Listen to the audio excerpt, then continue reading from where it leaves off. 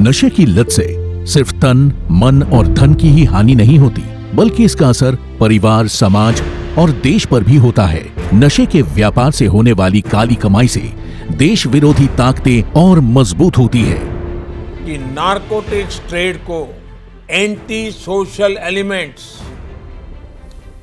Anti national elements यानी असामाजिक तत्वों द्वारा नियंत्रित किया जाता है, जो राष्ट्र की शांति और सद्भावना को नष्ट करने पर तुले हैं। नशे के चंगुल में फंसे युवाओं को निकालने के लिए प्रधानमंत्री नरेंद्र मोदी ने नशा मुक्त भारत का आह्वान किया है।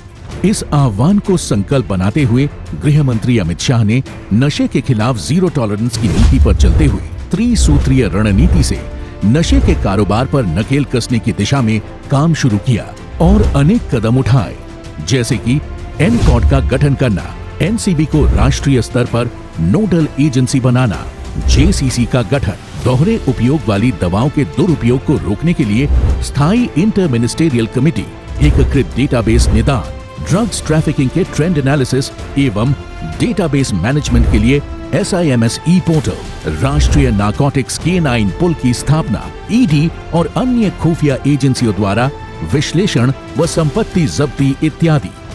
जो ड्रग के कारोबारी है, जो व्यापारी है, इसके सामने रूथलेस अप्रोच के साथ कड़ी से कड़ी कार्रवाई करते हुए हमने नहीं रुकना चाहिए। अगर ये करते हैं तभी जाकर इस लड़ाई को गति मिलेगी और लोग इस लड़ाई में आने से पहले अपने आप को 1000 बार सोचेंगे। वर्ष 2006 से 2013 और 2014 से जून 2023 के बीच नारकोटिक अपराधियों की गिरफ्तारियों में 321%, कुल दर्ज मामलों में 199% और ड्रग सीजर में 2 गुने से भी ज्यादा की बढ़ोतरी हुई है।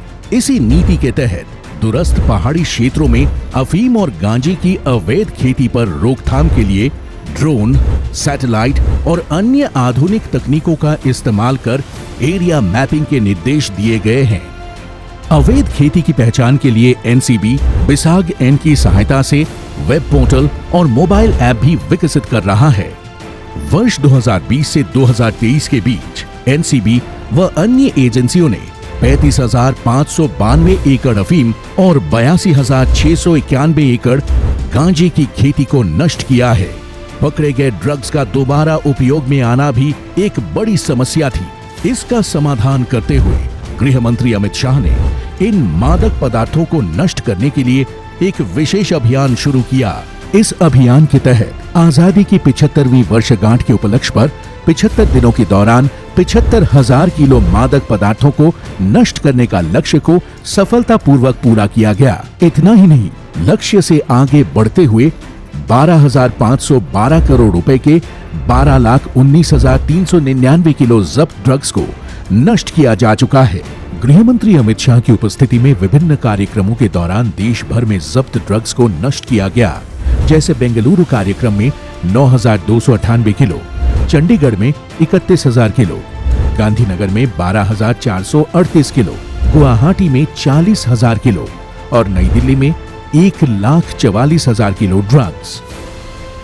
ये गृह मंत्री अमित शाह के कुशल, समर्पित और दूरदर्शी नेतृत्व का ही परिणाम है कि नया भारत नशीले पदार्थ और उनके कारोबारियों को धरपकड़ और पकड़े गए ड्रग्स को नष्ट करने के नए रिकॉर्ड व कीर्तिमान बना रहा है।